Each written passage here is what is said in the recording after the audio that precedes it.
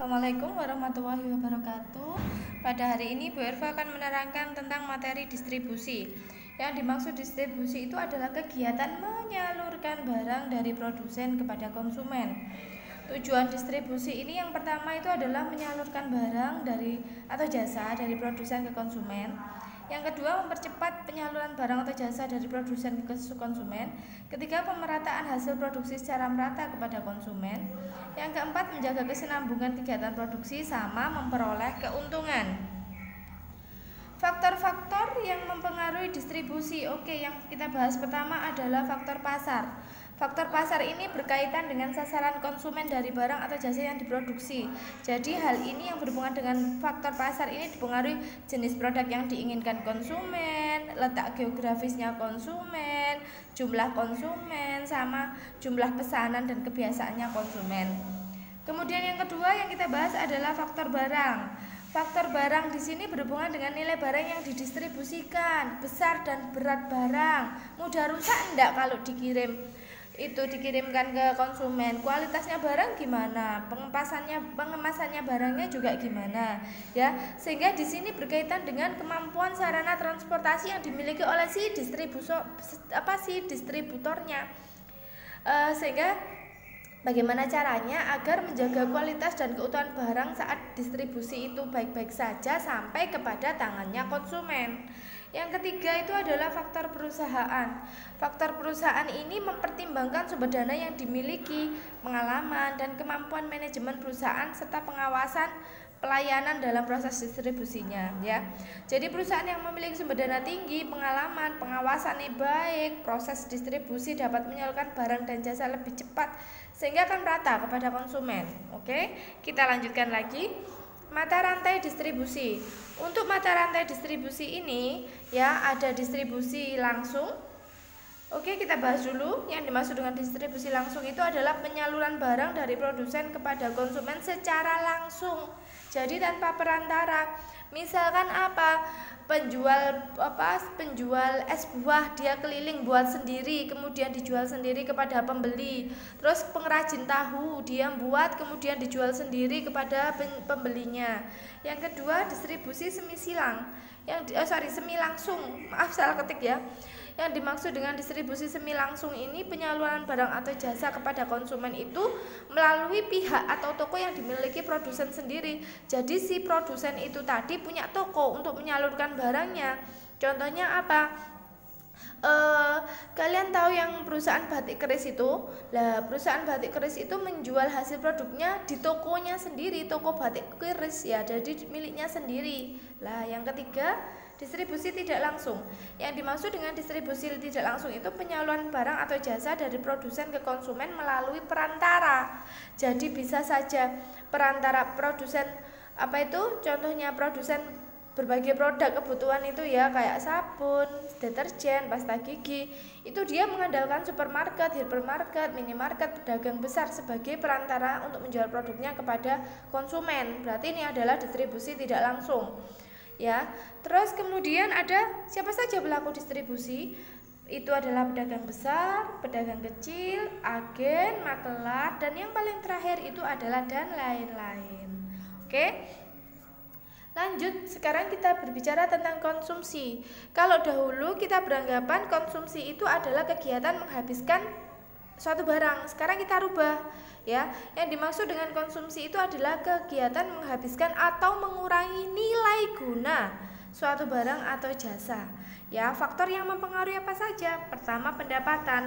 Semakin pendapatan seseorang itu tinggi, maka konsumsinya juga semakin tinggi. Yang kedua, harga barang.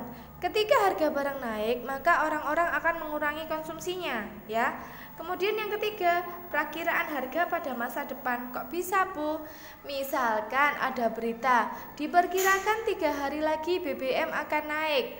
Maka sebelum BBM naik, itu padahal masih perkiraan, ya, diperkirakan. Maka sebelum BBM naik 3 hari itu, hari ke-1 sama hari keduanya itu, orang-orang itu akan memborong BBM sehingga permintaan terhadap atau konsumsi BBM-nya akan naik. Yang ketiga, selera. Namanya orang selera dan juga dia punya uang, bagaimanapun juga ini selera mode ya jadi satu.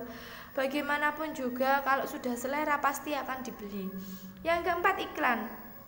Kok bisa, Bu? Ketika kita melihat iklan di TV, iklannya bagus, kadang kita tertarik untuk mengkonsumsinya, gitu ya. Jadi pengemasan iklan yang menarik dapat menarik konsumen. Teori perilaku konsumen. Teori perilaku konsumen itu ada rasional, ada irasional. Kalau rasional itu masuk akal. Contohnya apa? Milih barang sesuai kebutuhan, barang yang dipilih dipilih memberikan kegunaan optimal bagi konsumen, mutunya terjamin, barang harganya sesuai dengan kemampuan, itu rasional. Kalau irasionalnya apa?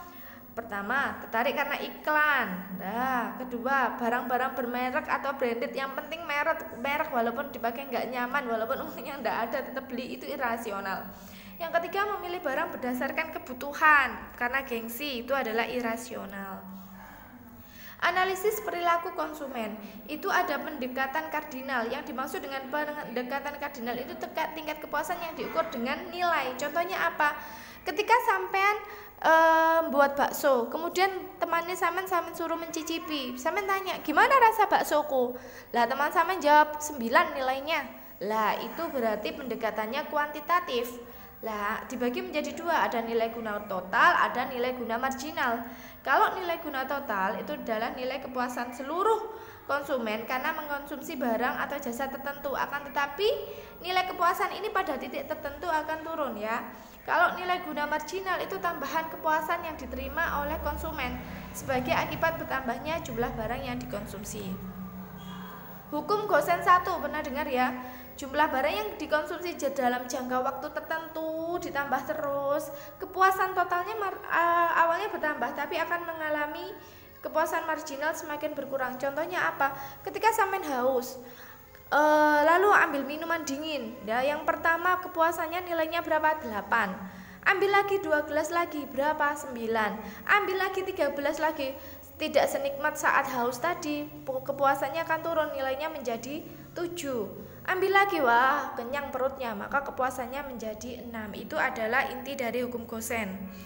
Kemudian pendekatan ordinal, yaitu kepuasan konsumsi yang tidak bisa diukur dengan angka. Contohnya apa? Sampean kan ingat tadi yang buat bakso. Ketika buat bakso itu tadi sampean kasihkan ke temannya, ya apa rasanya? Katanya temannya, wah enak. Kira-kira angkanya 1 sampai 10 berapa nilainya bakso yang saya buat? Katanya teman nih sampean, wah mantul, pokoknya enak, tidak bisa diungkapkan dengan kata-kata. Wah, berarti itu yang dipakai adalah pendekatan ordinal ya.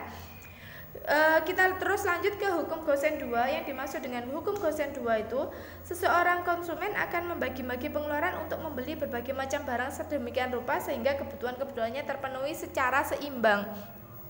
Misalkan dengan uang 10.000 rupiah, sampean kepingin bakso sama mie ayam. Nah, dengan uang 10.000 itu tadi sampean membeli bakso dan juga mie ayam, dicukup-cukupkan ya. Terus kemudian contohnya apalagi dengan uang 10.000 tadi umpamanya butuh buku, pulpen dan lain-lain. Lah sampean dengan uang 10.000 gimana caranya bisa mendapatkan itu semua kebutuhannya sampean sehingga kebutuhannya itu terpenuhi secara seimbang. Oke, dari penjelasan Bu Erva ini tadi apakah ada yang ditanyakan?